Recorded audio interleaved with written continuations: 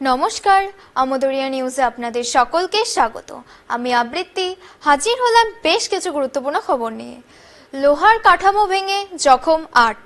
ওড়িশার সুন্দরগড় জেলায় এক সিমেন্ট কারখানায় গতরাতে কাজ চলাকালীন হঠাৎ একটি লোহার কাঠামো ভেঙে পড়ায় তার নিচে চাপা পড়েন ৮ জন শ্রমিক। এই দুর্ঘটনায় একাধিক জনের মৃত্যুর আশঙ্কা করা হচ্ছে। কাঠামোটি দীর্ঘদিন ধরেই দুর্বল অবস্থাতে ছিল বলে জানা যায়। ঘটনাস্থলে অ্যাম্বুলেন্স, পুলিশ ও দমকল আধিকারিকরা উপস্থিত হয়েছেন। উদ্ধার কাজ চলছে। আসছি পরবর্তী খবরে। গাড়ির ধাক্কায় চিতাবাঘের মৃত্যু ফাঁসি দেওয়ার গঙ্গারাম চা বাগানের কাছে জাতীয় সড়ক গাড়ির ধাক্কায় জখম চিতাবাঘটি মারা গেল। বৃহস্পতিবার রাতে চিতাবাঘটি জখম হয়, তাকে উদ্ধার করে বেঙ্গল সাফারিতে নিয়ে যাওয়া হয়। চিকিৎসার চেষ্টা চলে, সেটি আজ সকালে মারা গিয়েছে। মৃত চিতাবাঘটির বয়স ১.৫ বছরের কাছাকাছি। জাতীয় সড়কে পারাপারের সময় চিতাবাঘের জখম হওয়া বা মারা যাওয়াটা নতুন কিছু নয়।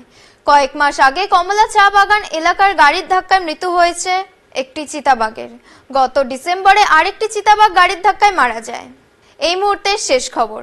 ধর্মস্থান মামলায় সামিল হলো কংগ্রেস, আবেদন সুপ্রিম কোর্টে। এবার ধর্মস্থান আইন মামলায় সামিল হলো কংগ্রেস। বৃহস্পতিবার সুপ্রিম কোর্টে কংগ্রেস ওই মামলায় পক্ষ হওয়ার আবেদন করেছে। কংগ্রেসের পক্ষে মামলায় পক্ষ হতে চেয়ে আবেদন করেছেন এক শীর্ষ নেতা কেসি বেণুগোপাল। ওই আবেদনের বক্তব্য, দেশের ধর্মনিরপেক্ষ চরিত্র রক্ষায় ধর্মস্থান আইন জরুরি। সেই আইনকে চ্যালেঞ্জ করে সুপ্রিম কোর্ট যে মামলা হয়েছে তা উদ্দেশ্য প্রণোদিত ও দুরভিসন্ধিমূলক। কংগ্রেসের মতে সেসব মামলার উদ্দেশ্য দেশের ধর্মনিরপেক্ষ নীতি নষ্ট করা। অযোধ্যার রাম জন্মভূমি বাবরি মসজিদ বিতর্ক যখন তুঙ্গে, সেই সময় ১৯৯১ সালে কংগ্রেস নেতৃত্বাধীন প্রধানমন্ত্রী নরসিংহ রাওয়ের সরকার ধর্মস্থান আইন পাশ করেছিল।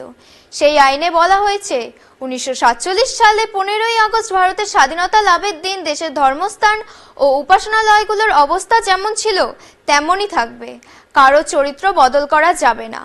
অযোধ্যা ব্যতিক্রম ছিল, কারণ তা নিয়ে সে সময় সুপ্রিম কোর্টে মামলা বিবেচনাধীন ছিল। আজ এখানেই শেষ করছি, সবাইকে ধন্যবাদ।